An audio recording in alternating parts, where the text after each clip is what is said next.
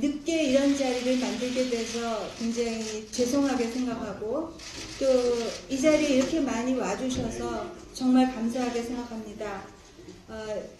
지금 이제야 이런 그 자리를 마련하는 그 배경을, 이유를 잠깐만 설명을 드리겠습니다. 이 사건을 8년간 제가 맡아서 하면서 사실은 굉장히 여러 번 이 국내에 BBK라고 붙여진 이름, 그 잘못된 이름 때문에 실체적 진실이 왜곡되거나 전해지지 않거나 덮여지거나 한 그런 부분이 너무나 많았는데, 그게 완전히 역사 속에 그런 식으로 덮여질 것 같아서 저 자신이 사실은 그 실체적 진실에 대해서 반드시 정리를 해야 된다고 생각을 하고 있었는데, 그거를 더 빨리 하지 않은 이유는 한국에 계신 이 회사나 아니면 다른 여러 증인이나 관련자들이 불이익을 당하게 될까봐, 또 그 다음에 소송 자체에, 승소 판결을 받는 소송 자체에 포커스를 갖고 소송 의뢰인의 이익에 항상 관심을 가져야 되는 변호사로서의 저의 그 직업 때문에 그 딜레마 속에서 빠른 시간 안에 그런 걸 할 수가 없었고, 지금 이 시점에 그걸 할 수 있게 된 이유는 많이 들어서 아실지 모르지만 저희가 옵셔널이라는 그 회사는 지금 현재 횡령 피해자, 유일한 횡령 피해자이자 승소 판결을 받은 그 유일한 소송 당사자거든요. 이 복잡한 이 소송의 그 여러 가지 일들에서.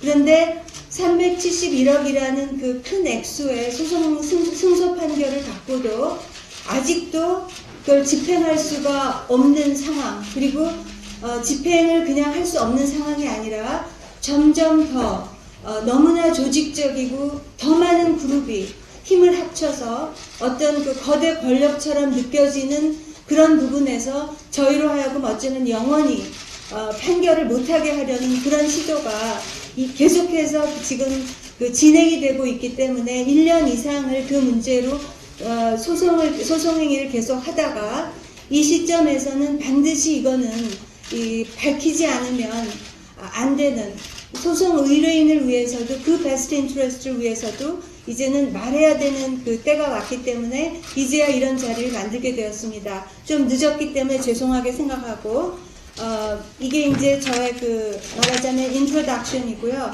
보도 자료를 다 보셨을 텐데 지금 오늘 나눠드린 보도 자료를 제가 여기서 읽을 필요는 없고, 여러분들이 지금까지 이 BBK 사건이라는 문제에 대해서 갖고 계신 가장 큰 그 혼돈이라 그러면 혼돈, 아니면 오해라 그러면 오해, 아니면 반쪽의 진실이라 그러면 반쪽의 진실이라고 할 수 있는 그 부분에 대해서 가장 핵심적으로 설명이 되어 있는 게 참고자료 1번입니다. 참고자료 1번을 보시면 그림이 나와 있는데요. 그 도표가. 거기 제가 오늘 아침에 보고 타이포가 있는 걸 발견을 했는데요. 직업상 그런 걸 발견을 금방 하는데, 첨부자료 1번에 보면 그 타이틀이 BBK 자료와 옵셔널 사건 이렇게 돼 있고요. BBK는 반쪽, 그리고 옵셔널 사건 A 했는데 사건 A가 아니라 사건이, 그러니까 옵셔널 사건이 이 모든 사건의 핵심이고 실체적 진실을 담고 있다. 그러니까 계속 들으셨는데 그 일을 너무나 많은 그 보도의 부분이 거의 80% 아니면 70% 그 이상의 보도가 BBK에서 누가 주인이냐, BBK 주인이 누구냐, 이 이슈가 2007년에 대선 전국도 강타했고 그 수많은 보도를 점령했고 너무나 많은 정치인들의 그 이슈를 차지했고, 그래서 BBK 주인이 누구냐는 그 이슈에 묻혀서 이 실체적 진실이 지금 가려졌는데, 사실은 예를 들면 그 BBK가 누구 거냐, 예를 들면 그 이명박 대통령 거다 이렇게 주장했던 그룹들도 궁극적으로는 이명박 대통령이 김경준 씨가 연루되었던 그 범죄에 무관한 사람이 아니라 같이 동참했던 사람이다라는 걸 주장하고 싶어서, 아니면 오히려 더 중요한 사람이다라는 걸 증명하고 싶어서 BBK 주인이 이명박 대통령이다, 이걸 주장을 하셨었는데, 사실은 그 이슈가 핵심이 아니고, 김경준 씨가 지금 잡혀서 8년이라는 그 시간을 보내고 있는 범죄가 그분이 무고하게 들어간 건 절대 아니거든요. 그러면 무슨 범죄로 그분이 들어갔고, 그러면 그 도대체 무슨 일을 했기 때문에 그런 그 범죄에서 유죄 판결을 받을 수밖에 없었고, 그러면 거기에 누가 개입이 됐고, 그렇다면 BBK라는 회사가 그 범죄 행위에 어떤 자리를 차지하고 있고 왜 연결이 돼 있고, 이 연결고리에 대한 정보와 그 다음에 보도가 사실은 거의 할애되지 않거나 아니면 무시되었다고 생각을 합니다. 7, 8년 동안. 이제 그거는 저 자신이 이렇게 지금처럼 떠들지 않은 이유도 있지만, 떠드는 사람들에 의해서 반쪽의 진실을 갖고 실체적 진실이 외면됐기 때문이라고 생각을 하고, 이 그림이 뭐가 잘못되어 있었는지에 대한 정확한 그림을 보여주는데, 지금까지 7, 8년 동안 모든 언론을 차지하고 있던 BBK 사건, 누가 주인이냐, 그 이슈로 들어가게 되면 항상 김경준 씨와 에리카 김 씨 그 남매 대 이명박 대통령이나 그 관련 회사인 다스라는 회사, 그 두 그룹이 서로 싸우는 그 모습을 그리게 됩니다. 지금까지 그게 지금 다였는데, 그렇다면 김경준 씨가 8년이나 지금 감옥을 살고 있는 그거는 여기에 어떤 관계가 있는지, 그럼 그 사람이 과연 무고한 건지, 아니면 더 다른 사람들이 그 범죄에 개입이 됐었는지, 이 커넥션이 전혀 다뤄지지 않았던 부분이죠. 그리고 이번에 제가 책을 내게 된 가장 큰 이유는 이 간과되고 무시되어졌던, 그러나 어쩌면 저축은행 사건보다 더 엄청났던 그 옵셔널 벤처스 코리아라는 성장 기업에서 벌어졌던 횡령과 주가 조작이라는 그 약탈 행위의 실체적 진실의 그 내용과 함께, 그렇다면 이명박 대통령이 만약에 연루가 돼 있다면 왜 어떤 부분에서 연루가 될 가능성이 있었으며, 그것이 왜 수사를 통해서 밝혀질 수도 있었는데 어떤 부분이 수사가 미진했었는가, 이 부분에 대한 그 포커스에서 제가 이제 그 부분을 책에서 다루었고, 그래서 그러한 이유로 실체적 진실을 역사적으로 꼭 정리해야 되겠다는 그런 그 마음으로, 그런 결심으로 그 책을 내게 됐고, 이 위의 그림을 보면 그 실체적 진실에 대한 극명한 그 대조적인 그림이 앞에 등장합니다. 그게 옵셔널 사건이라고 되어 있는 그 그림인데요. 거기에 보면 옵셔널이라는 옵셔널 벤처스 코리아라는 그 상장 회사에서 벌어진 그 범죄 행위에 대한 포커스가 등장하게 되면, 그때는 어떻게 되냐면, 그게 범죄까지 아니면 프라임이라는 그 형사 처리가 돼야 할 만한 그런 행위로까지 될지 안 될지는 그건 나중에 수사를 통해서 결정될 문제지만, 분명한 건 김경준 씨와 에리카 김 남매와 이명박 대통령 다스 그 그룹이 결국은 동업관계여서 옵셔널 벤처스 코리아에 거기서 벌어진 범죄 행위와 반대편에 서게 되는 거죠. 그 안에 BBK가 존재하는 거죠. 그래서 이 그림을 전해드리기 위해서 제가 누군가가 이걸 하지 않으면 영원히 역사적으로 오류인 팩트가 남게 될 것 같아서 그걸 하게 됐고, 지금 할 수밖에 없는 이유는 저희 그 회사 역시 승소 판결을 집행할 수 없는 그런 상황에서 회사의 이익과도 배치되지 않는 시점이 왔기 때문에 제가 이제 용기를 내서 이런 자리를 마련하게 된 것입니다. 그래서 관심을 갖고 그 상세 보도와 책을 읽어주시면 감사하겠고, 다른 데서 나오지 않았던 그런 팩트들이 많이 이제 소개가 되는데요.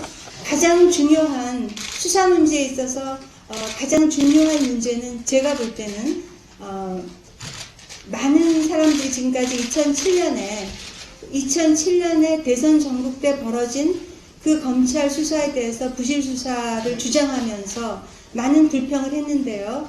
저는 8년 동안 이 사건을 조사하면서 제가 가진 견해는 부실의 시작은 거기가 아니고 초등 수사였던 2002년, 2003년 이명박 대통령이 시장일 때 있었던 최초의 그림을 만드는 작업에서 이제 잘못된 맵이 고의로 아니면 어떤 뭐 실수라고 보기에는 너무나 이상한 정황들이 많기 때문에 누군가가 가야 할 길, 가지 않아야 할 길을 집어넣어서 지도를 만들었고 그 지도가 너무나 명확하게 돼 있었기 때문에 너무 여러 해가 지난 2007년에는 지도를 바꾸면서까지 수사하기가 상당히 어려운 상태였다. 저는 그렇게 봅니다. 그러면 무슨 지도가 잘못되게 처음에 만들어졌는가? 이게 핵심인데 그래서 제 책 제목에 두 사람이 등장하는데 그게 에리카 김과 이명박 대통령입니다.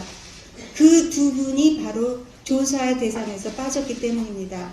왜냐하면 에리카 김 씨는 옵셔널 벤처스 코리아의 사회이사로 거의 1년 가까이 되는 기간 동안 매달 4,000불씩 송금을 받으면서 사회이사의 그 직위를 갖고 있었습니다. 김경준 씨가 마지막으로 미국으로 도주하기 위해서 준비하던 시절에 그 가짜 이사회록에 의해서 모든 그 이사를 실제로 존재하지 않는 허위 이사들로 바꿨습니다. 예를 들면 뭐 데런 켈러 없는 사람이에요. 그 다음에 또 모리스 오바논 그런 사람은 어디 그 미국의 뭐 어디 이상한 그 주에 그 공무원으로 등장하는 사람이에요. 이런 식으로 모든 이사를 허위로 등재를 했는데 그때 유일하게 실제 인물이 에리카 김이었습니다. 사회이사였기 때문에. 그래서 소액 주주들이 2002년에 최초로 이제 그 검찰에 고발을 했는데 고소를 옵셔널의 실체적인 무슨 일이 벌어졌는지 실체적인 그 내용을 잘 모른 채 소액 주주들은 어느 날 상장이 그 정말 폐지될 수도 있는 주식이 휴지 조각이 되는 그런 그 슬픈 상황 속에서 추스려서 법원에서 그 거짓 이사들을 다 해임시키는 그 판결을 받고요.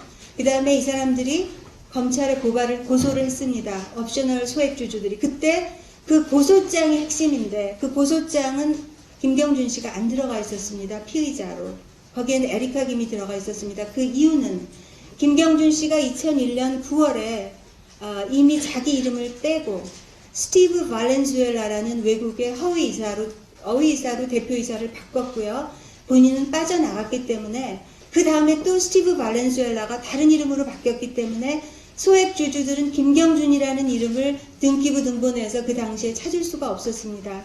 그래서 고소를 할 때 에리카 김과 모든 이사들을 집어넣어서 그 횡령과 여러 가지 그 잘못된 일들로 검찰 고소를 했는데 바로 그 고소장이 무시되어진 채 그 고소가 인지사건으로 바뀌면서 에리카 김도 빠지고 그 다음에 다른 모든 이사들에 대한 조사도 빠지고 김경준 씨의 단독 범행으로 그림이 그려져서 체포영장이 만들어진 거죠. 그래서 2002년, 3년 그 무렵에 작성돼서 만들어진 그 체포영장에 에리카 김이 빠졌다는 거와 또 하나 중요한 사실이 LKE뱅크라는 회사로 그 자금이 지출되고 그 다음에 LKE뱅크에서 옵셔널 주식을 판매한 그 사실이 있었는데 LKE뱅크가 빠졌습니다. 그리고 LK뱅크라는 이름 대신에 고의적으로 오리엔스라는 존재하거나 아니면 존재하지 않은 그런 회사 이름으로 자금이 지출된 걸로 체포영장에 그림이 잘못 그려져 있는 거죠. 그것을 찾아내는데 여러 해가 걸렸거든요. 그렇다면 최초의 체포영장에서부터 가야 할 길, 가지 말아야 할 길을 제시해서 뺐는데 그래서 가장 중요한 누가 빠졌냐 조사 대상에서 그게 바로 이명박 대통령과 LKE뱅크 그러니까 LKE뱅크라는 그 법인체와 에리카 김 씨가 수사 대상에서 빠지게 된 겁니다. 근데 책에서 밝혔다시피 모든 그 옵셔널 벤처스 코리아에서 일어난 범죄 행위의 핵심으로 들어가면 사실은 에리카 김 씨가 오히려 더 주도적이거나 아니면 똑같이 같이 했거나 둘 중에 하나지 동생 일에 연루된 사람은 절대 아니라는 거죠. 그래서 그 내용이 그러한 내용들이 책에 이제 제가 자세히 정리를 했고 제가 실수는 있을지 모르지만 저 자신도 잘못 알아서 지난 8년간 조사하고 이 소송을 담당하면서 밝혀낸 모든 것들에 기초해서 최선을 다해서 진실이고자 하는 그러한 마음으로 여러 번 교정을 보면서 그렇게 했기 때문에 지금 현재 센세이셔널하게 무슨 어떤 그 이슈를 삼아서 책 장사를 하려는 것이 아니라 최소한 이 몇 년이라는 세월 동안 언론과 정치권과 수많은 사람들의 그 마음을 차지하고 있었던 이 유명한 BBK 사건에 대해서 누군가 한 사람은 사욕 없이 정확한 실체적 진실을 기록으로 남겨야 된다는 그런 의도에서 정리를 했기 때문에 역사적인 가치가 있다고 저는 자부합니다. 여기까지가 저의 그 브리핑이고요. 질문 있으면 제가 받아드리겠습니다. 네, 질문 받겠습니다. 이제 기자분들 중에서 질문 있으시면 하셔도 좋고 없으시면 괜찮고요. 네, 주광경의 금요일 기자인데요. 네. 지난주에 BBK 게시하고 김경준 씨가 옥중에서 진술이 나왔죠. 네. 책 기자인지 모르고 그게 왔는데요. 그러니까 파킨슨의 소리를 약간 설명하는 걸로 충분하지 않은 것 같아요. 저는 그분이 책 쓴다는 거는 제가 책 쓰기 시작한 다음에 신문 보도를 통해서 봤고요. 그 다음에 8월에 나온다고 들었고 10월에 나올지는 몰랐고요.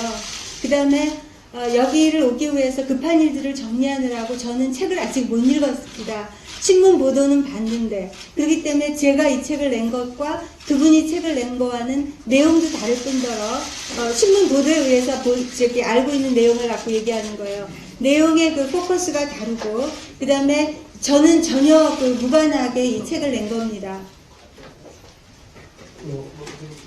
네, 잠시만요. 어디 계세요? 저도 질문드리겠습니다. 그 책에 의하면, 그러니까, 에리카김을 그러니까 지금 사회이사로 시작한 것도 이게 사실 자기가 한 거고, 에리카김은 그 역할을 안 했다고 얘기했거든요. 그 책에 따르면요. 그러니까, 팩트 같은 건 이제 좀 상반되게 나오겠네요. 이 책을 이제 같이 본다면. 그분이 이제 자기가 누나를 보호하기 위해서 그렇게 얘기한 거고, 저는 제 의견을 얘기하거나 주장을 하는 게 아니고, 저희가 실제로 승소 판결을 받을 때 김경준 씨만 받은 게 아니었어요. 미국 배심원들 앞에서 에리카 김 씨도 똑같이 jointly liable이에요. 그러면 거기서 저희가 공동 책임으로 입증을 할 때는 공동 책임에 맞는 증거가 있기 때문에 저희가 그걸 입증할 수 있었거든요. 그렇기 때문에 저는 제가 갖고 있는 증거 그리고 8년 동안의 그 조사에 의해서 객관적으로 얘기를 한 것이지 저는 이 사람이다 그렇게 주장하거나 아니면 뭐 그분과 아르교하려는 그런 의도는 전혀 아닙니다. 한 가지만 질문드리겠습니다. 네. 왜 그동안 국내의 BBK 사건이라고 얘기가 됐냐면, 이명박과 그 김경준의 결별 시점이 언젠가를 가지고 그거거든요. 그러니까 옵셔널 제스터 주가 조작 사건 같은 경우에 당연히 그러니까 그 사기의 의도가 있는 거죠. 근데 그 여기에 이명박이 알고 있었냐 아니면 개입했냐 아니냐 이게 중요한 부분이거든요.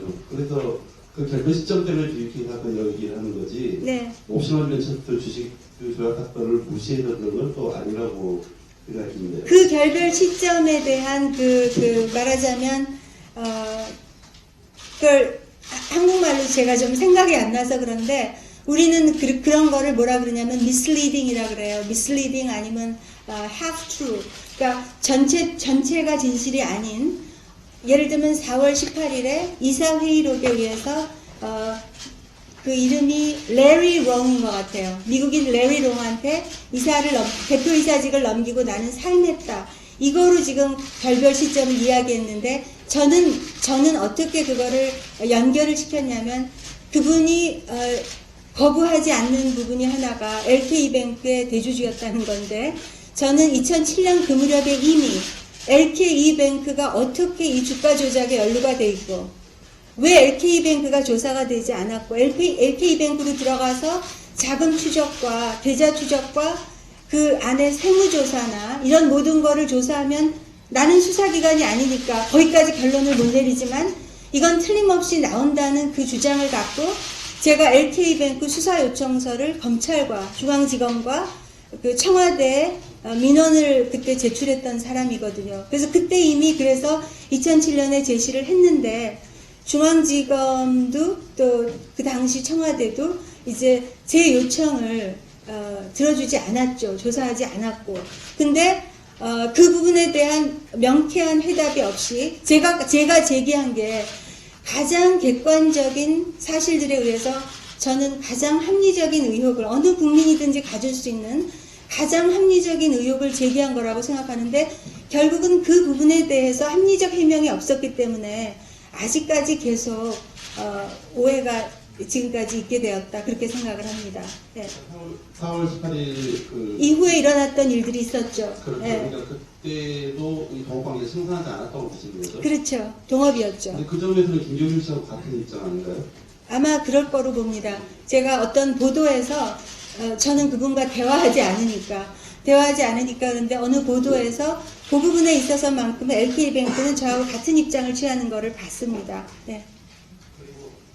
너무 많이 하시는데 이제 그만 다른 분한테 주시죠. 네. 또 예, 뉴스타파의 정대원이라고 하는데요. 네. 그 140억 불법 인출 관련해서 네. 그 이제 뭐 미국 또 주요 기사를 통해서 이제 그 미국 판사의 근무라든지 그런 부분들에 의해서 그러니까 그 혹시 그 이후에 그러니까 뭐 불법적인 합의 내용이 있었다 없었다라는 부분이 정확하게 명확히 밝혀지지 않았거든요. 네. 혹시 그 부분에 대해서 더 추가적인 사실 밝혀질 사실이 있습니까? 그 부분에 대해서 지금도 소송을 하고 있어요. 지금도 그분들은 밝히지 않고 있고 최고의 변호사들을 동원해서 묵비권 행사를 하고 있고요. 그러니까 그 미국에 있는 모든 당사자들은 그리고 그 다음에 판사가 스위스의 그 계좌의 내역과 서명인이 누군지를 제출하라는 거를 2011년 7월에 명령을 했는데 김경준 씨가 최근까지 지금까지도 제출하지 않으면서 저희가 그분이 그걸 제출하지 않는 것 때문에 처벌을 하라는 신청을 2번을 법원에 하는 과정에서 김경준 씨의 답변은 뭐냐면 자기가 스위스에다가 보내는 그 서류가 뭐 교도소의 어떤 뭐 무슨 어떤 방법으로 전달이 안 됐다는 식으로 주장을 했어요. 그리고 그 다음에 자기는 절대로 법원 명령을 위반할 그런 의도를 갖고 안 한 건 아니다라는 식으로 계속 주장을 했기 때문에 판사가 3주에 한 번씩 어떻게 진행되고 있는지를 보고하라 그랬어요. 근데 지금 최근까지도 똑같은 편지를 그 날짜만 바꿔서 스위스에 보내는 영어 편지를 핸드라이팅으로 된 걸 계속 지금 제출하고 있어요. 이 편지를 보냈다고. 그러니까 그거를 제출 안 하고 있는 거죠. 그리고 저는 개인적으로 그 보내지 않았다고 생각합니다. 그리고 저희는 포기하지 않고 그거를 밝히기 위해서 지금도 계속 소송 행위를 하고 있고요. 아직 모든 사안이 진행 중이고 지난 7년간 소송을 함으로써 이런 일들이 밝혀진 것처럼 140억 문제도 맨날 뭐 전화해서 저희 이런 일 있어요 이런 식의 보고는 하지 않지만 계속해서 포기하지 않고 소송을 하는 과정 가운데 많은 진실이 앞으로도 밝혀질 걸로 저는 믿습니다. 네. 에리카 빔이 그 사회이사로 문제되어 있기 때문에 어쨌든 그 실질적으로 조사를 받아야 된다는 입장이시죠? 아니요, 그거가 한 가지 이유가 있고요. 그 책의 그 범죄 그 핵심에 대해서 설명이 되어져 있는데 제일 먼저는 횡령금이 그러니까 돈이 미국에서 송금될 때 그 송금을 받은 계좌주가 에리카 김하고 김경준 씨 공동 계좌였습니다. 그리고 그 다음에 옵셔널이라는 회사가 그때는 광은창투였는데요. 그 광은창투라는 상장 회사를 말하자면 주가 조작과 이런 금융 사기를 위해서 인수를 했는데 그 인수를 하기 전에 준비 과정에서 자금이 오고 했거든요. 그때 에리카 김 씨가 LK뱅크 회사로 600만 불의 이상의 돈을 바로 그 무렵에 송금을 했습니다.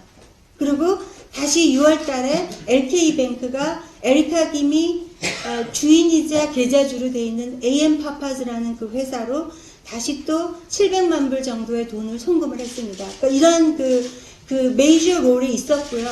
그 다음에 미국에서도 변호사를 선임한 것도 모든 그 피고들을 대신해서 변호사를 선임한 것도 에리카 김 씨였고, 그래서 몇 년 동안 소송을 주도한 것도 에리카 김 씨였고, 그 다음에 스위스로 마지막에 2003년에 FBI 조사가 이루어질 때 스위스로 송금 인출서를 그 지시한 것도, 송금 인출서를 작성하고 유스딥이라는 그 은행으로 편지를 쓴 것도 에리카 김 씨였습니다.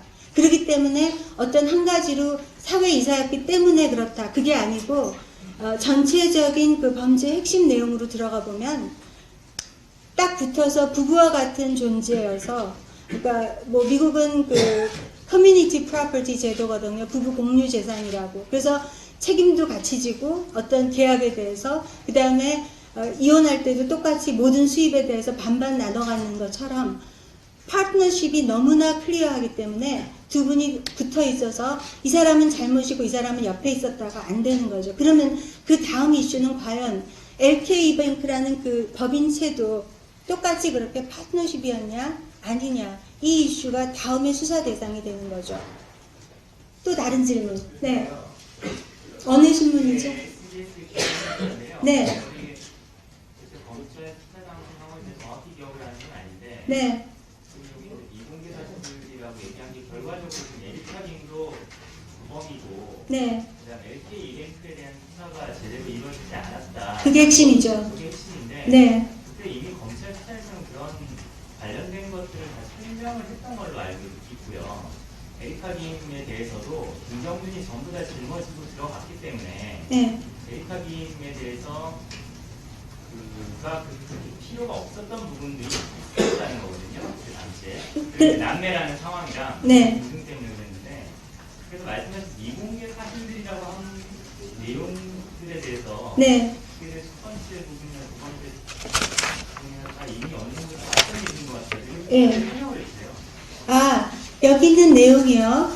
예를 들면 어떤 단어나 어떤 그 프레이즈가 한 번도 나오지 않고 그 팩트가 한 번도 나오지 않았다라는 그런 의미보다는요, 나오지 않았던 게 있고, 예를 들면 주미 한국 대사관의 민간 기업 다스 소송 관여, 이런 부분은 나오지 않았던 거죠. 왜냐하면 그거는 저한테 연락이 왔던 거니까, 다스의 문제를 보고하기 위해서.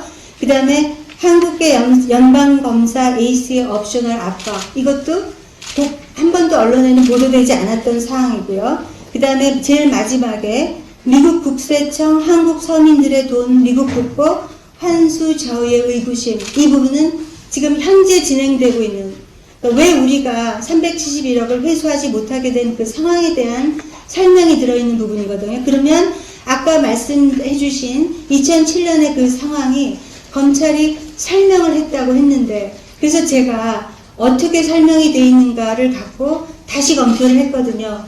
근데 그 수사 기록을 보면 말하자면 어떤 조사를 할 때 예스를 만들기 위해서 이쪽 걸 갖다가 붙여서 그냥 거쳐 지나가는 것처럼 이해하고 붙이는 거와 오픈 마인드 된 그 상태로, 다른 지금 예를 들면 정치인들 조사하는 사람 많이 있잖아요. 누구라고 언급은 하지 않지만, 그러면 정말 연루됐는가, 그리고 정말 그 계좌를 제대로 갖다가 추적하는가, 그래서 잡기 위해서 하는 조사가 있고, 아니면 중립적으로 정말 있으면 잡겠다는 마음으로 하는 조사가 있고, 그렇지 않으면 어떤 excuse를 찾아서 덮으려는 조사가 있는데, 저는 2007년의 조사는 excuse를 찾아서 그냥 덮어가는 조사였다고, 그런 의견을 갖는 거죠. 그래서 그 이유가 아주 작은 클루들에서 등장을 하는데, 그거를 제가 책에 설명을 해놓은 거죠.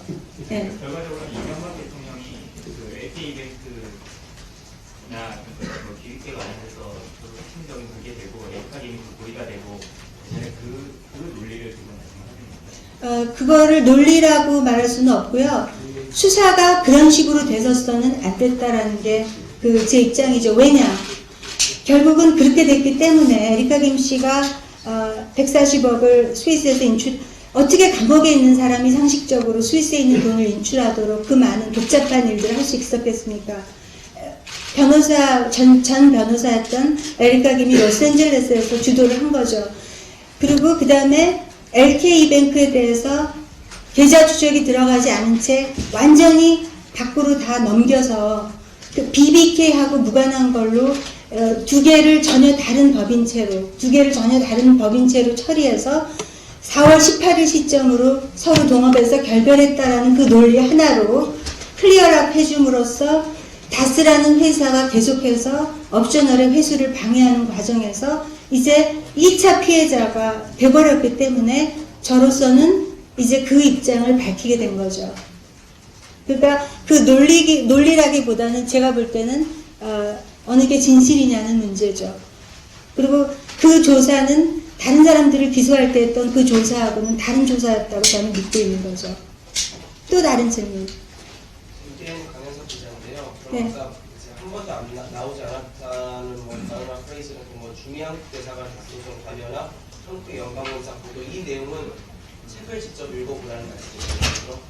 아니, 책을 안 읽어보고 제가 설명을 해드릴게요.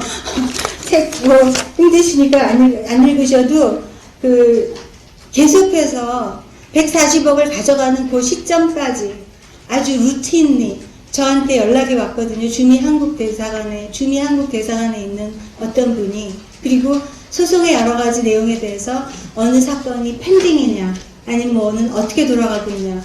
계속 물어봤어요. 140억이 인출되는 그 시점까지. 그러면 왜 물어보냐고 다스 관계를 물어봤거든요.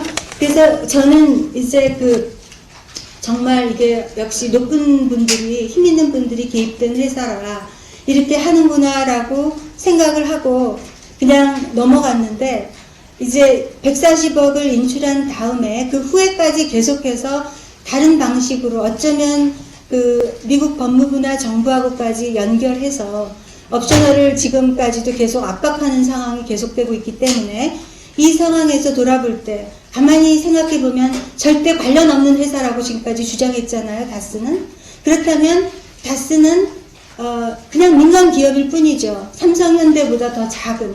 그렇다면 그렇게 작은 그냥 상장회사도 아닌 작은 회사를 왜 주미 법무관까지 전화를 해서 물어야 했는지, 다스 소송의 그 상태를. 그래서 그런 부분에 대해서 말하자면 있는 팩트들이 한 번은 정리하고 지나가야 될 것 같아서 이제 그런 내용들을 넣어놓은 거죠. 또 그 다음에 미국 국세청 한국 서민들의 돈 이 부분은 140억을 가져가고 난 다음에 몇 달 뒤에 시점에서 지금 현재 미국 국세청이 최초의 모든 자산을 동결할 때 입장을 180도 선회해서 미국으로 왔던 재산은 김경준 씨가 탈세를 해서 갖고 온 재산이기 때문에 우리가 회수해야 되겠다는 입장으로 지금 옵셔널과 소송을 하고 있거든요. 그 내용에 대해서 소개를 했기 때문에 이런 부분이 이제 미국의 사법부에 대한 지식, 그러니까 미국의 사법부가 어떤 상태고 어떤 일들이 벌어지고 있는지에 대해서 밝혀야 될 것 같아서 이제 거기 삽입한 내용입니다. 또 다른 질문. 시간이 어떻게 돼 있나요? 아직 있구나. 어디시죠? 네. 네.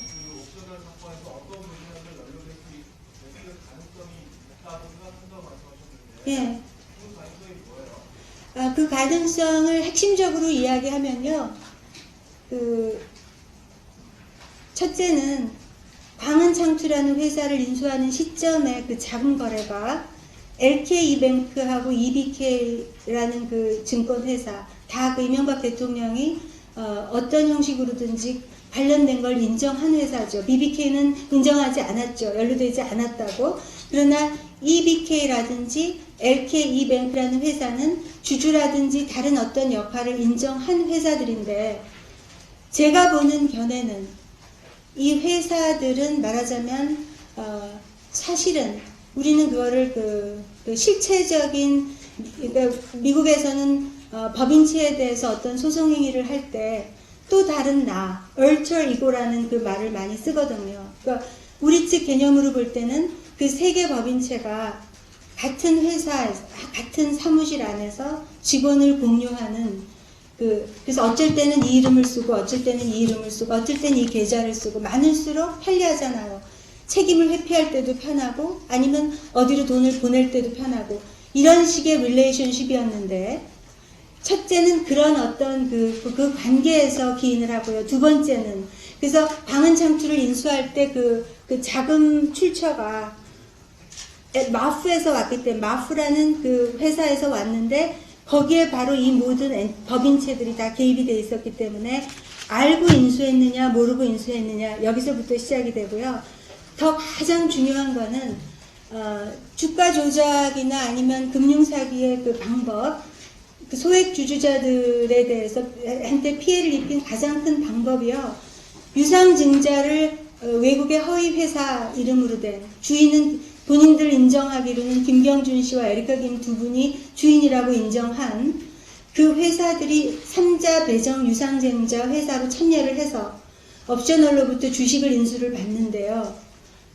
6달 동안 그 주식을 안 팔고 있어야 시장이 안정이 되고 그 다음에 소액 그걸 산 개미 투자자들이 보호를 받을 수 있는데 그 주식을 허위 그 회사 아니면 페이퍼 컴퍼니들이 인수를 받자마자 6월달 7월달에 LK이뱅크로 그걸 넘기거든요. 거의 50억어치의 그 주식을.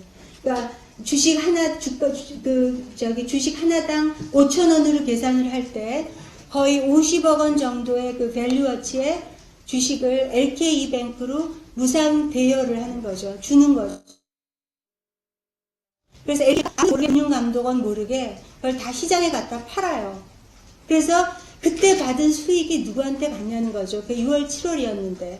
왜 그러냐면 EBK 증권회사라는 그 증권회사의 청산을 김백준 씨가 6월에 했거든요.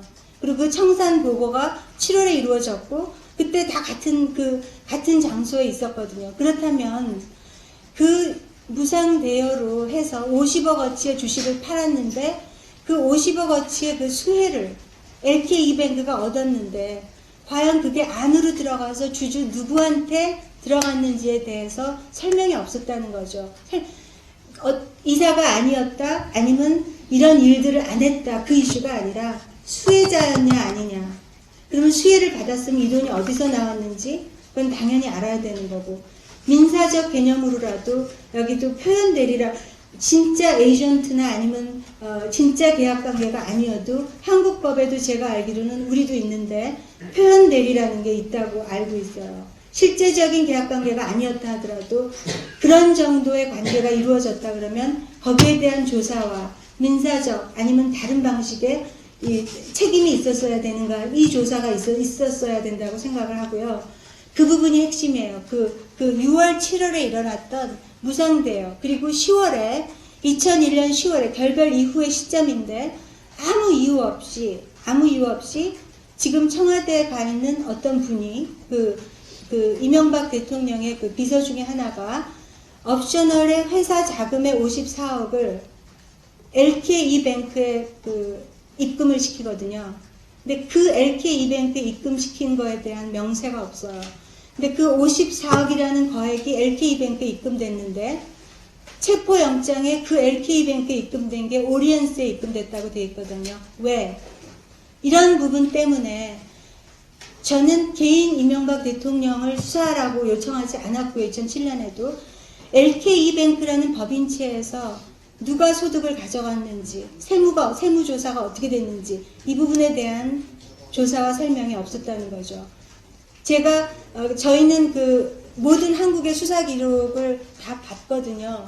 왜냐하면 미 법무부가 모든 수사 기록을 다 받아서 미국의 그 디스커버리 법에 의해서 저희한테 한부를 다 주기 때문에 그 전체를 검토할 기회가 있었는데 그 부분들에 대해서는 설명이 없었어요. 그래서 그 부분을 이제 제가 얘기한 거죠. 조사했다면 어떤 결과가 나왔을까? 왜 조사하지 않았는가? 왜 그리고 오리엔스로 바꿨는가? 이런 부분이죠. 또 다른 질문. 예. 한결에. 예. 반갑습니다. 예. 네, 저기 5년 만에 뵙네요. 네. 2011년 2월에 스위스에서 우리가 알고 계실 건데 그 김경준 씨와 다스 쪽에서 140억 원 소금 합의가 있었잖아요. 네. 이면 합의가 있었고 석 달 뒤에 작년 5월에 에리카 김이 한국에 들어와서 3월에, 2월 3월에. 3월에 네. 여러 작품을 갖고 나갔죠. 네. 그때 그런 양쪽에 무슨 그러니까 그때는 이명박 대통령이 현직에 있을 때도 현직에 있는 힘을 가지고 있을 때고 그러니까 혹시 이명박 대통령이나 그 혁인 이상그리원 그 다스 합의에 개입했거나 아니면 영향을 미쳤거나 아니면 한국 정부가 이것에 좀 영향을 미쳤거나 뭐 그런 것들에 정황을 좀 파악을 했나요? 네, 저는 그렇게 했다고 봅니다. 왜냐면 그 무렵에 그렇게 바로 그 일이 일어나기 직전에 워싱턴에 있는 미 대사관의 그 법무관이 사건 상황이 펜딩인지에 대해서 그렇게 확인하는 여러 차례 문의가 있었고요. 그 다음에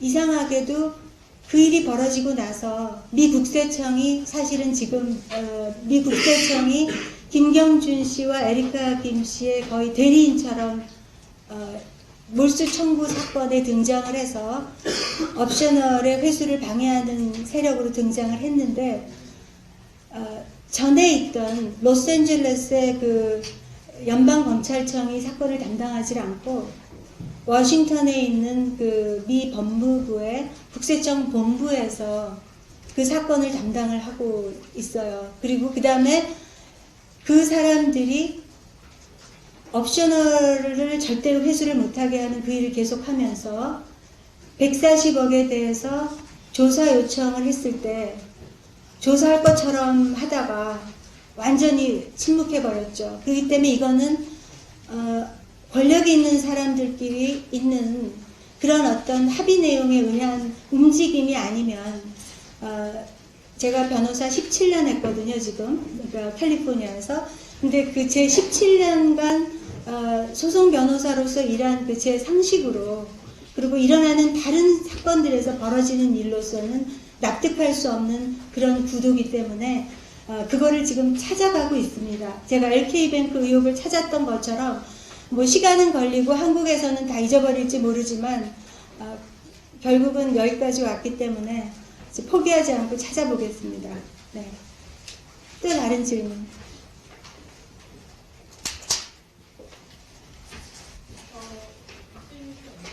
네. 그러면은 그 사회이사들 그 이사들이 다 허위로 되어 있는 사람들이 많다고 했는데 그 의사록이 조작될 가능성도 있다고 보시는지. 다 가짜였어요. 재판을 통해서 그 가짜 이사 회의록으로 다 판명이 됐는데 돈은 4,000불씩을 꼭꼭 받아갔죠. 왜냐하면 그거는 저희가 송금 기록을 갖고 있으니까. 그리고 이 사실에 대해서 그때 당시 관련돼 있던 이 대통령도 알고 있었을 거라고 보고를 받았을 거라고. 그 돈을 4,000불을 가져가고 누가 사회이사고 그거를 보고받았을 거라고는 생각하지 않고요. 광은장투라는 회사를 인수할 때 그 목적이 그리고 거기서 벌어질 일이 작전이다라는 그런 사항을 그래서 책임을 피하는 어떤 아주 그 기록을 만들어 놔야 된다는 그런 급박한 그런 그 상황을 만들어진 서류들에서 찾을 수가 있거든요. COA를 사임해야 된다.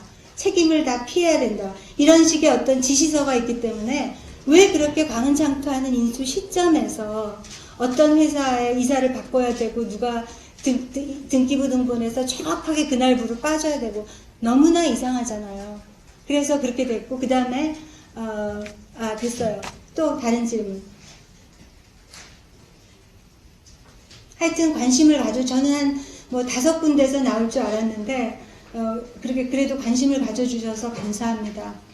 저희 참고적으로 1층에 그 이번에 그 사건에 관해서 그 실제적으로 쭉 써놓은 책이 저희들이 좀 가져왔습니다. 가시다가 무료 배포 하는 게 아니고요. 그러니까 필요하시면 그 밑에 카페에서 한 카피씩 그 저희가 보도 자료용으로 내드리니까 가져가실 수 있습니다. 네, 감사합니다. 죄송한데요. 소유주들을 위해서도 그리고 저희는 이명박 대통령을 고소한 적이 없습니다.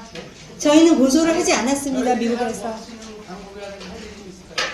저는 아직 소액주주들의 변호사로 선임된 변호사가 아니기 때문에 이제 그거를 법률 자문을 여기서 할 수는 없고요. 그 다음에 다른 루트를 통해서 이렇게 해주시면 너무 감사하겠습니다.